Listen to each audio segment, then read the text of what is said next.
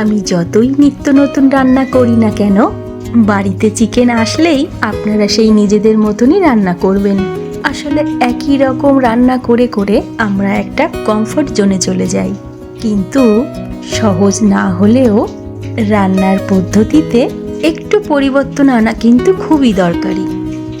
নমস্কার বন্ধুরা, সবাইকে স্বাগত জানিয়ে আজকের ভিডিওটি শুরু করলাম। আজকের রান্নাটা যে শুধুমাত্র সহজই হতে চলেছে তা নয়, এই রেসিপিটা করতে কিন্তু জ্বালানিটাও অনেক কম লাগবে। সবার প্রথমে চিকেনটাকে ম্যারিনেট করে নেব।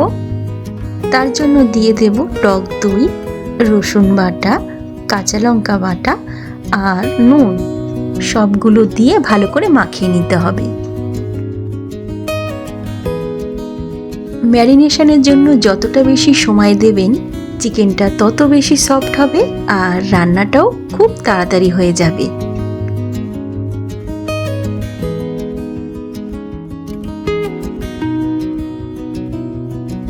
ম্যারিনেশনের জন্যও কিন্তু আমার খুবই কম উপকরণ লেগেছে।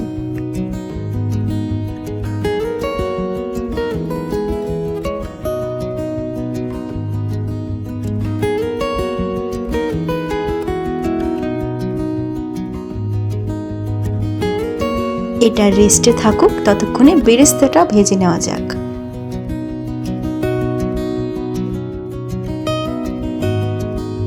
একটা বড় সাইজের পেঁয়াজ কুচিয়ে নিয়েছি।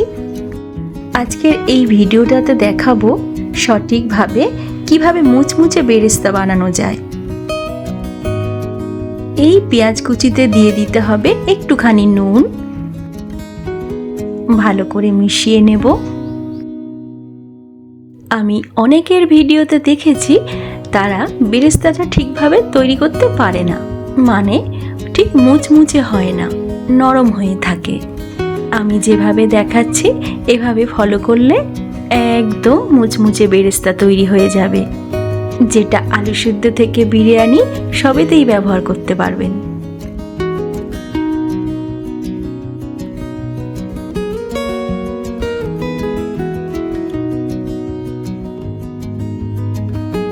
পেঁয়াজে নুন মাখিয়ে ঠিক 10 থেকে 15 মিনিট মতন ঢেকে রেখে দেব। 10-15 মিনিট পর ঢাকনা খুলে দেখবেন পেঁয়াজ থেকে অতিরিক্ত জলটা আলাদা হয়ে গেছে। এই জলটা আলাদা করে নেব, কিন্তু ফেলবো না, এটা অন্য রান্নায় ব্যবহার করা যাবে।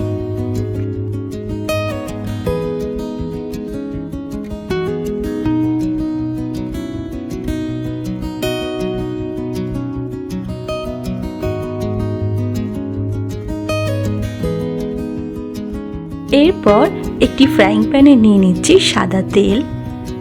বেরেস্তা করার জন্য কিন্তু সাদা তেলই নিতে হবে।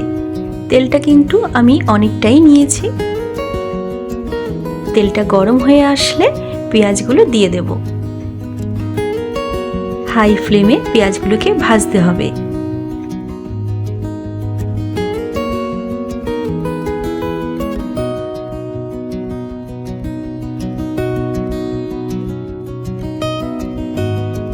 ব্যাস, আর কিচ্ছু নয়। দেখুন কত সুন্দরভাবে তৈরি হচ্ছে। তেলের ওপর পেঁয়াজগুলো যখন ভেসে উঠবে তখনই বুঝবেন আপনার বেরেস্তা একদম তৈরি। এবারে ভালো করে তেল থেকে ছেঁকে তুলে নিতে হবে।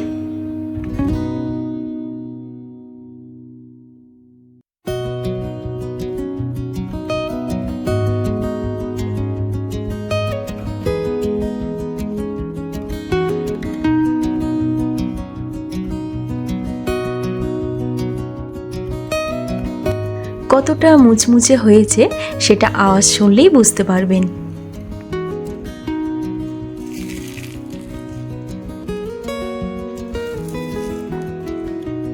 তাহলে দেখলেন তো, প্রমাণ দিয়ে দিলাম। এবারে আসল রেসিপিতে আসা যাক। রেসিপির জন্য নিয়ে নিচ্ছি কড়াইতে সর্ষের তেল।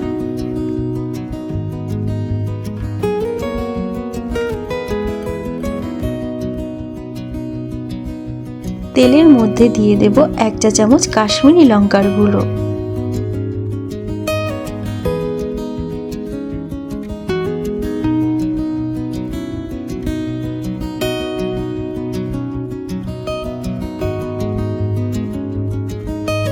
এরপর ম্যারিনেট করে রাখা চিকেনটা দিয়ে দেব।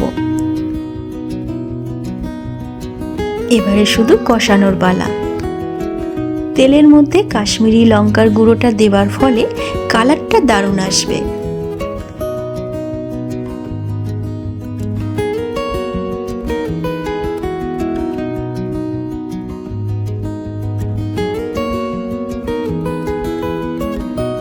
দিয়ে দিচ্ছি পরিমাণ মতো হলুদ গুঁড়ো।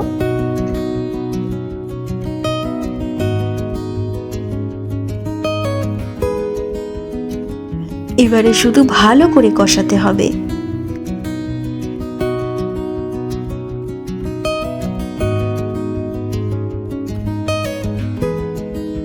তাহলে দেখলেন তো, মশলা বলতে ওই রসুন বাটা, তারপর হলুদ গুঁড়ো আর ওই একটু টক দই, এই সবই। খুবই কম উপকরণে এটি তৈরি হয়ে যায় আর খুব কম সময়ে। তবে কষানোই কিন্তু শেষ নয়, ভিডিওটা শেষ অবধি দেখতে থাকুন।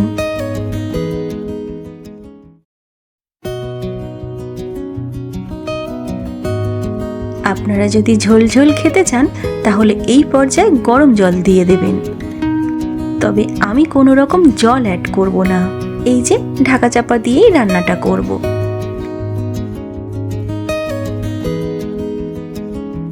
ওই যে বেরেস্তাটা বানিয়ে রেখেছিলাম এই পর্যায়ে দিয়ে দেব। এতক্ষণ রেসিপিটা এক ধরনের ছিল, তবে এই বেরেস্তা অ্যাড হওয়াতে স্বাদে গন্ধে দুটোই পাল্টে যাবে। মধুমিতা ধাম এন্টারটেনমেন্ট থেকে মধু আমাকে অনেক দিন আগে রিকোয়েস্ট করেছিল চিকেনের একটা সহজ রেসিপি দেখাতে। তো মধু, দেখলে তো এটা কত কম সময় বানিয়ে ফেললাম আর কম উপকরণ দিয়ে। আশা করছি তোমার ভালো লাগবে। আর আপনারা যারা এতক্ষণ পর্যন্ত আমার ভিডিওটা দেখলেন, আপনাদের এই ভিডিওটা কেমন লাগলো সেটা অবশ্যই কমেন্ট করে জানাবেন। আর যদি ভালো লাগে লাইক দিয়ে দেবেন, শেয়ারও করে দেবেন। আর চ্যানেলে নতুন এসে থাকলে চ্যানেলটিকে সাবস্ক্রাইব করে পাশে থেকে যাবেন।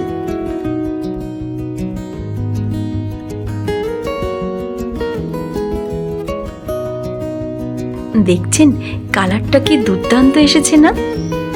সামান্য একটু পদ্ধতি চেঞ্জ করাতে টেস্টে কিন্তু দারুণ পরিবর্তন আসে।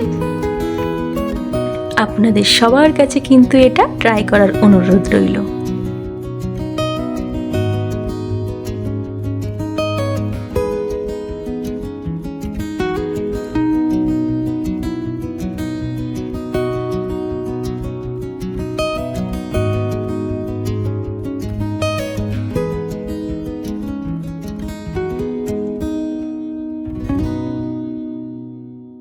তো বন্ধুরা, আজ তাহলে আসি।